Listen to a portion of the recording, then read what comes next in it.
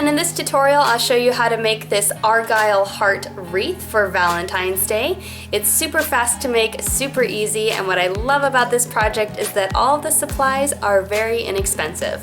For this project you'll need a wreath base, 2 colors of felt, yarn, tacky glue, and scissors. Begin by putting a small bead of tacky glue on what you think is going to be the front of your wreath. Then begin adding your yarn. You'll want to stick it into a nice dollop of tacky glue and then bring it around the outside of the wreath and then in through the center. When you bring it back around, overlap it with the tail of your yarn just to hold it in place. Then begin wrapping it around your wreath, being sure that all of the yarn is touching itself so that you don't have any gaps in the wreath base peeking through. Every once in a while you will need to overlap the yarn slightly with the row next to it because the space inside the wreath is obviously smaller than the area on the outside of the wreath that you're trying to cover with the same width of yarn. So by overlapping it, you'll create basically an extra row only on the outside of the wreath, and this will make up the difference gradually as you work your way around the wreath.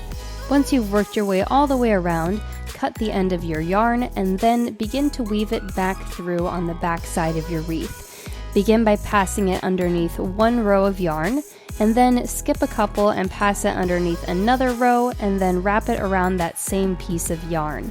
Once you've wrapped it around that same piece, it should be fairly secure, but if you want to make sure it's extra secure, pull tightly on that last little bit of yarn to make sure it's tight, and then add a dollop of tacky glue just underneath that and cut off the excess.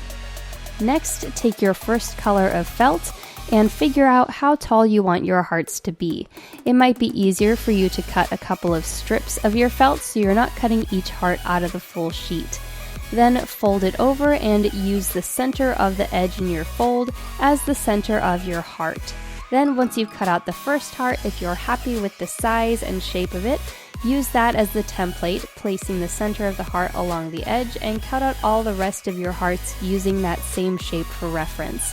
When you've cut out enough of your first color to go halfway around your wreath, you'll want to cut out your second color and make sure you have an even number of hearts. Lay them out where you want them, and then you're ready to begin wrapping them with your yarn. Wrap it around your wreath base, making a loop, and then tie a knot in the back of the wreath to secure the yarn in place. It should be tight enough that it just blends in with your wreath base. Pull it tight and begin wrapping over all of your red hearts. You'll want to go from the lower right edge up through the apex of the curve of the upper left. Then bring it through the center of the wreath, down underneath the back of the wreath, and then pull it over to the next red heart. You'll want to skip all of the white hearts for now, simply focusing on the red ones. And once you've gone all the way around the entirety of your wreath wrapping all of the red hearts, you're ready to start wrapping the white ones. All you do is start moving over to the white heart once you've gone all the way around, and then slowly wrap your yarn all the way around your wreath until you get to the end of the white hearts. Tie the yarn to that tail and tie a knot in it. That's going to hold your work in your first round around the wreath in place.